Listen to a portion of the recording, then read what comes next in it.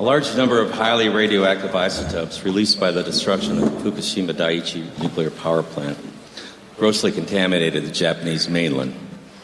Most of these radionuclides had short half-lives, which meant they would essentially disappear in a matter of days or months. For many of those who were exposed to them, there will be major health consequences. However, there are some radioactive elements that will not rapidly disappear, and it is these long-lived radionuclides that will remain to negatively affect the health of all complex life forms that are exposed to them. Chief among them is cesium-137, which has taken on special significance because it's proven to be the most abundant of the long-lived radionuclides that has remained in the environment following the nuclear disasters at Chernobyl and Fukushima. It has a 30-year radioactive half-life, which is why it persists in the environment. Scientists now believe that it will be 180 to 320 years before the cesium-137 around the destroyed Chernobyl reactor actually disappears from the environment. Cesium is water-soluble and quickly makes its way into soils and waters. It's the same atomic family as potassium, and it mimics it, acting as a macronutrient. It quickly becomes ubiquitous in contaminated ecosystems. It is distributed by the catastrophic accidents at nuclear power plants because large quantities of volatile radioactive cesium build up inside the fuel rods of nuclear reactors. Thus, any accident at a nuclear reactor that causes the fuel rods to rupture, melt, or burn will cause the release of radioactive cesium gas. Long-lived radionuclides, such as cesium-137, are something new to us as a species. They did not exist on Earth in any appreciable quantities during the entire evolution of complex life. Although they are invisible to our senses, they are millions of times more poisonous than most of the common poisons we are familiar with. They cause cancer, leukemia, genetic mutations, birth defects, malformations, and abortions at concentrations almost below human recognition and comprehension. They are lethal at the atomic or molecular level. They emit radiation, invisible forms of matter and energy that we might compare to fire, because radiation burns and destroys human tissue. But unlike the fire of fossil fuels, the nuclear fire that issues forth from radioactive elements cannot be extinguished. It is not a fire that can be scattered or suffocated, because it burns at the atomic level. It comes from the disintegration of single atoms. Thus, radioactivity is a term which indicates how many radioactive atoms are disintegrating in a time period. We measure the intensity of radioactivity by the rate of disintegrations and the energy they produce. 1 becquerel is equal to 1 atomic disintegration per second. 1 curie is defined as that amount of any radioactive material that will decay at a rate of 37 billion disintegrations per second. So 1 curie equals 37 billion becquerels. Sometimes these man-made radionuclides are compared to naturally occurring radionuclides, such as potassium-40, which is always found in bananas and other fruits. However, this is a false comparison, since naturally occurring radioactive elements are very weakly radioactive. In the charts from the labs that are in green up there, the radioactivity is described as a specific activity. Note that potassium-40 has a specific activity of 71 10-millionths of a curie per gram. Compare that to the 88 curies per gram for cesium-137. It's like comparing a stick of dynamite to an atomic bomb. Highly radioactive fission products such as cesium-137 and strontium-90 emit 10 to 20 million times more radiation per unit volume than does potassium-40. So which one of these would you rather have in your bananas? It is, in fact, the amount of cesium-137 deposited per square kilometer of land that defines the degree to which an area is classified as being too radioactive to work or live. One may get an idea of the extreme toxicity of cesium-137 by considering how little of it is required to make a large area of land uninhabitable. The lands that were grossly contaminated by the destruction of the Chernobyl nuclear power plant are classified by the number of curies of radiation per square kilometer. There were 3,840 square miles of land contaminated with 15 to 40 curies of radiation per square kilometer. These lands are considered strict radiation dose control zones. The 1,100 square mile uninhabitable exclusion zone that surrounds the destroyed Chernobyl reactor has greater than 40 curies of radioactivity per square kilometer. For those more familiar with square miles, that would be 104 curies per square mile. Consider again that 1 gram of cesium-137 has 88 curies of radioactivity. Thus, as little as 1/3 of a gram of cesium-137 made into microparticles, distributed as a smoke or gas over an area of 1 square kilometer will make that square kilometer uninhabitable. Less than 2 grams of cesium-137, a piece smaller than an American dime, if made into microparticles and evenly distributed over as a radioactive gas over an area of 1 square mile, will turn that square mile into an uninhabitable radioactive exclusion zone. Central Park in New York City can be made uninhabitable by 2 grams of microparticles of cesium-137. Hard to believe, isn't it? Remember, these nuclear poisons are lethal at the atomic level. There are as many atoms in 1 gram of cesium-137 as there are grains of sand on all the beaches of the world. That's 10 to 21 atoms, 10 to the 21st power. 1,480 trillion of them, which is 10 to the 12th power, are disintegrating every second, releasing invisible nuclear energy. So this works out to about 1.5 million disintegrations per square meter. You can see how this works then. I included an extra slide just to note the immense inventories of cesium-137, 150 million curies that are located in the nearby spent fuel pool at Indian Point Nuclear Power Plant, which is about 40 miles from here by road, and less than that as the radioactive cloud flies. Many of the 104 U.S. commercial nuclear reactors and power plants have more than 100 million curies of cesium-137 in their spent fuel pools. This is many times more than the spent pools at Fukushima. So now that we have some idea of the extreme toxicity of cesium-137, let's look at the extent of the contamination of the Japanese mainland. It's now known that the reactors 1, 2, and 3 at Fukushima Daiichi all melted down and melted through the sealed reactor vessels within a few days following the earthquake and tsunami of March 11, 2011. This was not made public by either TEPCO or the Japanese government for 2 months. The greatest amounts of highly radioactive gases were released shortly after the meltdowns, and 80% of this gas released by the reactor is believed to have traveled away from Japan over the Pacific. However, the remaining 20% was dispersed over the Japanese mainland.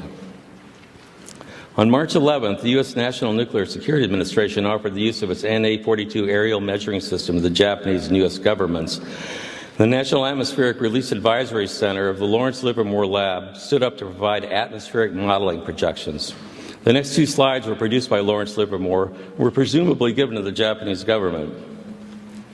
On March 14th, the easterly winds which had been blowing the highly radioactive gases and aerosols coming from Fukushima out to sea shifted and pushed the radioactive plume back over the Japanese mainland. And you can see the progression. The red indicates the radioactive plume. Note that the images indicate that the plume first went south over Tokyo and then reversed and went north as the wind changed.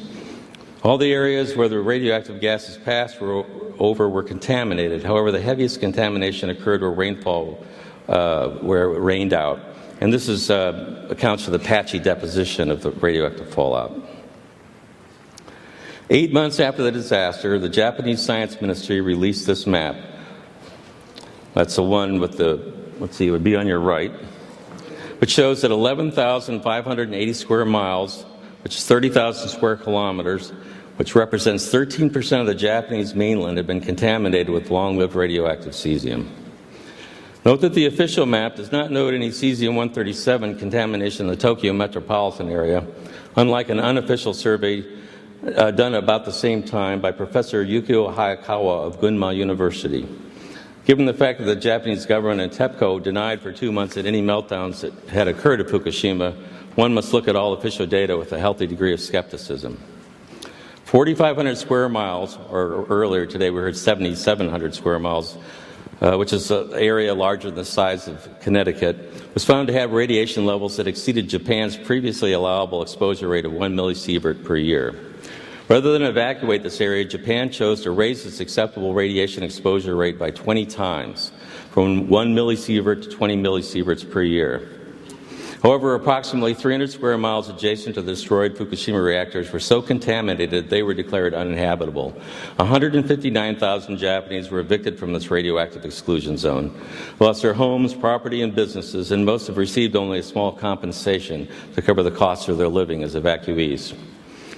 Note here that the criteria used for evacuation is the millisievert. It's not a measured quantity of radiation per unit area that I've described, such as the Curie or becquerel.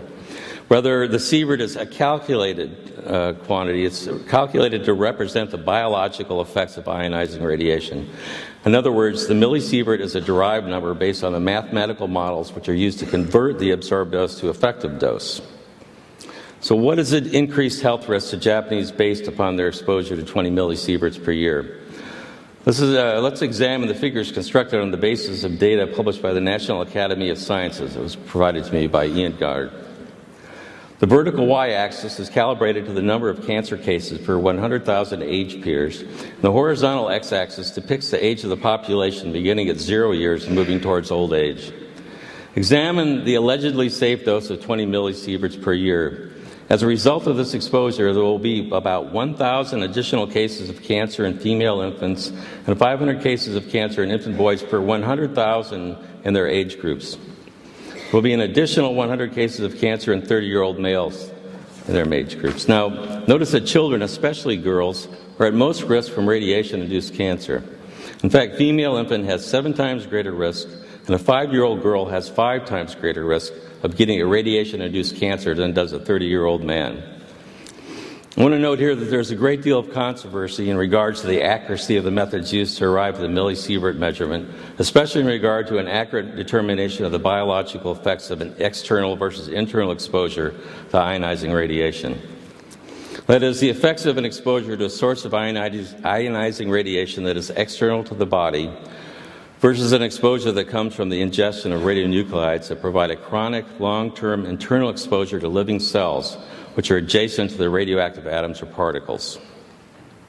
In the land surrounding Chernobyl and Fukushima, the primary route of internal exposure is through the ingestion of foodstuffs contaminated with cesium-137, which tends to bioaccumulate in plants and animals.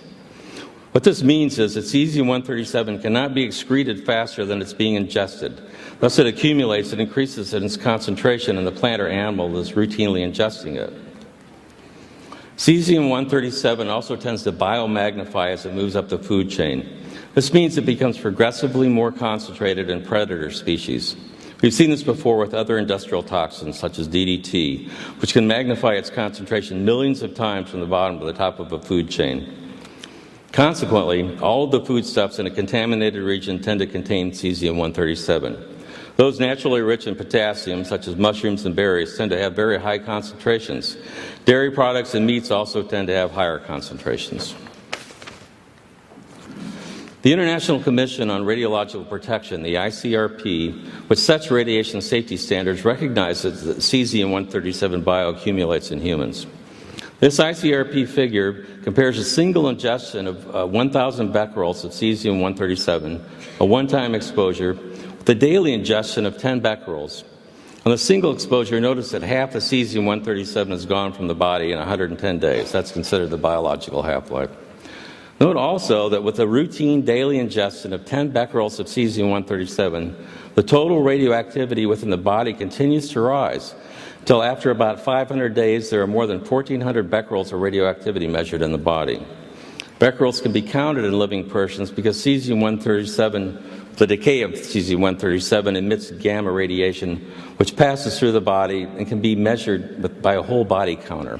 So they have a chair that kids can sit in, or anyone, and they can calculate the amount of becquerels per kilogram of body weight. So in a 70-kilogram adult, based on this, the total body activity of 1,400 becquerels would correspond to 20 becquerels per kilogram of body weight. And a 20-kilogram child would be 70 becquerels per kilogram of body weight. The ICRP document does not specify the average age or weight of those examined in the study. However, the safety standards that have been set by the nuclear industry do not consider this level of chronic exposure to so-called low-dose radiation to be a significant danger to human health. The ICRP states in this document that a whole body activity of 1,400 becquerels is equivalent to an exposure 1/10 of millisievert per year. In other words, the radiation models used by radiation biologists to convert this level of internal absorbed dose to effective dose do not predict serious health risks from such exposures. In fact, they stated it's safe to have 10 times this exposure level. There is, however, strong evidence that the ingestion of these levels of so-called low-dose radiation are, in fact, particularly injurious to children. Research done by Dr. Yuri Baniszewski and his colleagues and students in Belarus during the period 1991 through 1999 correlated whole-body radiation levels of 10 to 30 becquerels per kilogram of whole body weight with abnormal heart rhythms and levels of 50 becquerels per kilogram of body weight with irreversible damage to the tissues of the heart and other vital organs. One of the key discoveries made by Baniszewski was that cesium-137 bioconcentrates into endocrine and heart tissues, as well as the pancreas, kidneys, and intestines. This goes completely against one of the primary assumptions used by the ICRP to calculate effective dose as measured by millisieverts, that cesium-137 is uniformly distributed in human tissues. Let me restate that this current ICRP methodology,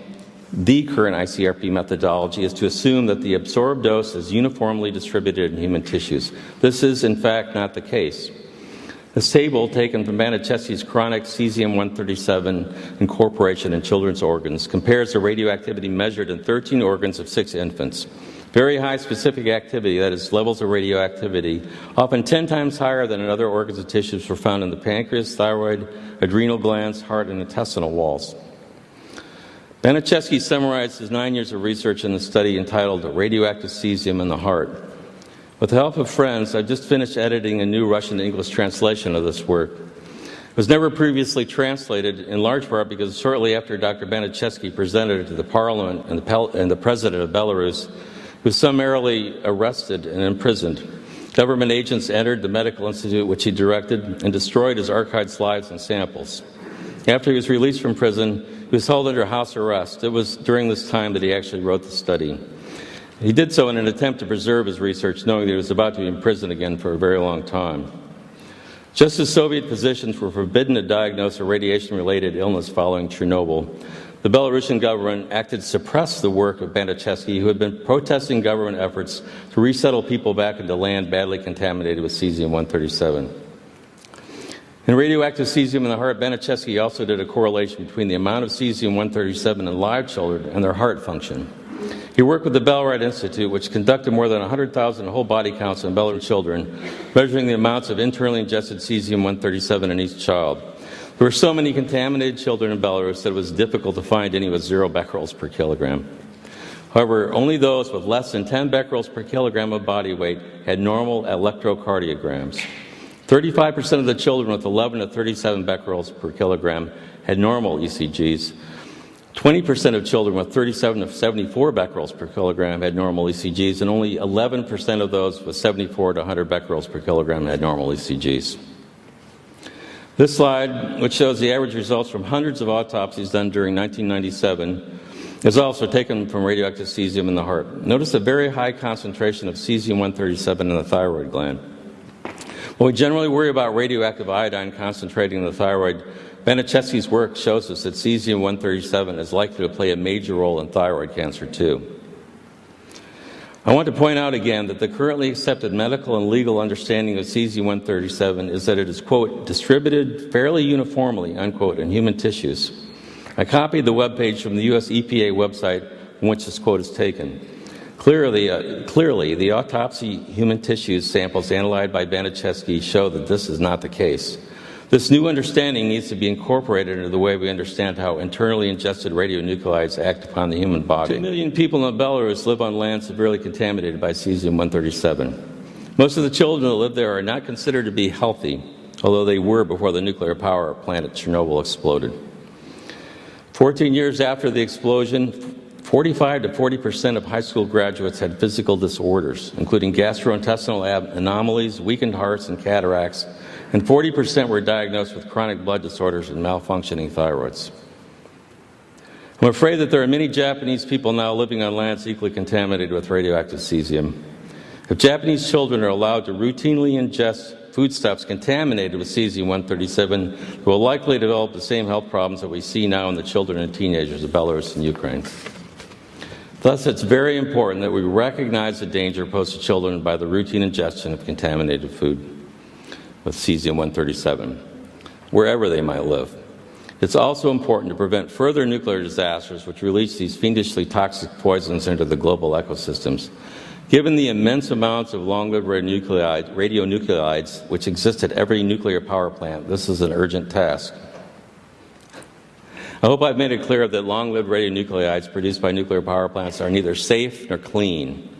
What's suggested is a very bad idea to manufacture these nuclear poisons to try to make electricity. That it's past time we stop manufacturing them and try to manage those which we have already created, which must be isolated from the ecosystems for at least 100,000 years. Thank you.